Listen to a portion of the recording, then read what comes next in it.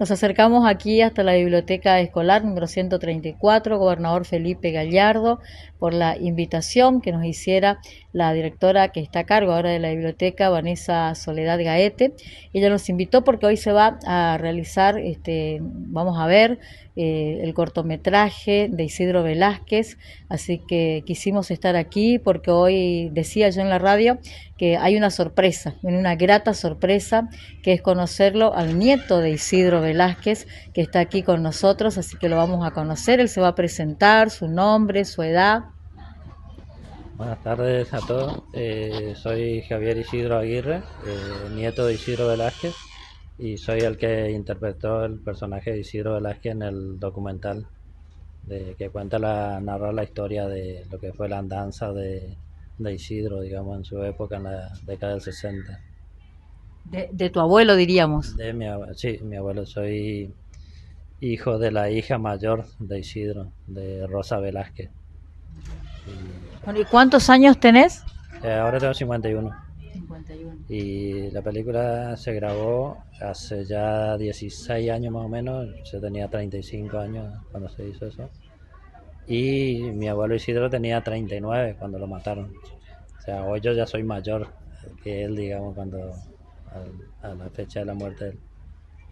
¿Y qué sentiste cuando te convocaron para hacer este cortometraje? Porque tenés un parecido físico también mucho a tu abuelo. Sí, sí, claro, justamente por esa razón es que me convocaron para hacer el personaje, porque en la época previa a la grabación, el, el creador, el realizador, digamos, que es el director, Camilo Gómez Montero se llama, el correntino, estaba investigando toda la historia y la persona que le conocían, los amigos, todo. Y también llegó a la familia, digamos, que estaban, que era mi mamá, en esa época todavía vivía. Y bueno, en esos tiempos nos conocimos y también encontró un parecido, digamos, a mi abuelo. Y me propuso ahí si quería hacer el personaje, que en el caso de él, para él sería más valioso que haga un familiar, digamos, y más teniendo un parecido, digamos, a él. O sea, decía que valía más eso que convocar a Claro. un actor, digamos, ni por más conocido que sea el actor. Para él tenía más sentido, más fuerza que sea un familiar el que haga el personaje. ¿Cómo te preparaste para hacer este cortometraje, para hacer el personaje de tu abuelo? ¿Qué sentiste al hacerlo también? No, en realidad de preparación casi no hubo mucha porque fue muy rápido, digamos, de golpe toda la situación. Y también me salvó un poco que no es como docudrama, en realidad se llama el, ¿El corto? sí, y como no se habla, es como mudo, digamos, nosotros hablamos pero no sale. Bueno, eso nos ayudó también mucho en esa parte, que no estaba muy preparado, muy ensayado, digamos, la parte de actuación, así que en eso zafamos un poco. Y después bueno, ahí nos conocimos y me convocó y sí, le dije que sí, de, de una, como se dice, por el tema digamos, que era la verdad que para mí es un orgullo poder haber interpretado ese personaje, digamos, de mi abuelo. ¿Y qué sentís cuando te dicen que era un justiciero popular? ¿Qué sentís al que cuando te cuentan la historia? Porque seguramente tendrás que haberte también anticipado y saber la historia, ¿no? De él. Sí, sí, sé mucho la historia por vía directa, sería de lo que era mi abuela, la señora de él, Marta Acuña, que es la mamá de mi mamá sería. Ella falleció en el 2006 y yo tenía 31 años cuando ella falleció, ya era grande. Y no hablaba mucho del caso porque no podía, porque le llegaba, digamos, al tiempo y no podía hablar. Siempre decía que no le gustaba hablar de eso porque le revivía todo lo que pasaba en esa época. Y después de mi mamá también, o sea, siempre se habló de eso y lo que era como persona, como hombre, como padre de familia sería. O sea, era un hombre común, digamos, de campo. Y después nada más que tuvo la situación eso. Y cuando la gente habla, por suerte siempre hablan bien, digamos que alguien lo conoció, supo algo. que hay muchos devotos también hoy día, así que escucharlo también, a veces escucharlo y las cosas que te cuentan es increíble, digamos, lo que lo siguen a ellos. Y no, y uno se pone de una parte que nada más poder escuchar y compartir lo que ellos sienten por ahí en ese caso. Pero sí, no, no, muy bien, la verdad que la gente en sí, en general, habla muy bien, digamos. También están, obviamente, los que opinan lo contrario, pero como nosotros por ahí dicen, sí, como va a ser un santo, un justiciero, o sea, un bandido, un asesino. Y también sí tiene, o sea, su lado de la justicia, o sea, él se rebeló contra la justicia, sería. Pero a lo que hoy es Isidro Velázquez, nosotros decimos, lo que hoy es Isidro Velázquez, los seguidores que tiene, nos le hizo la familia, o sea, nosotros, la familia, nos luchamos para que él sea hoy Popular. reconocido, popular. Es la gente lo que lo hace. Y entonces nosotros por ahí nos invitan, nos hablan y lo acompañamos, lo seguimos, compartimos, la verdad que nada más que eso, pero ¿Vos qué mensaje crees que deja este cortometraje para los jóvenes en este momento, a esta altura de la vida que estamos viviendo, que es un personaje que mucha gente no lo conoce, nosotros porque supimos la historia, porque la leímos, porque pudimos saber también de nuestros padres, pero ¿qué mensaje le deja para hoy, para los jóvenes de hoy? y en realidad los jóvenes de hoy pues, sí muchos no conocen por ahí más la zona del campo, así que siempre se habla más y también lo que más se escucha por ahí son el tema musical, digamos que es más el chamamé, tiene muchos temas en versión chamamé, que es lo que se escucha, por ahí escuchan el chamamé pero no saben, como dice usted, quién es Isidro Velázquez o quién fue. Así que, pero el documental este es un documental que se cuenta de un lugar neutro, sería porque antes siempre que se habló, por lo menos lo que escuchamos y hemos visto, que si alguien escribía algo, o escribía del lado bueno o del malo, no te daba opciones, digamos, era bueno o malo nada más. Y en el documental se habla de todo, se trató con personas, amigos y familiares directos de la época. Esto ya, como le digo, se grabó hace 16 años más o menos, hoy ya mucho, la mayoría de lo que aparecen ahí relatando lo sucedido en esa época ya no viven. O sea, un registro también único, casi se hace por tener testigos directos.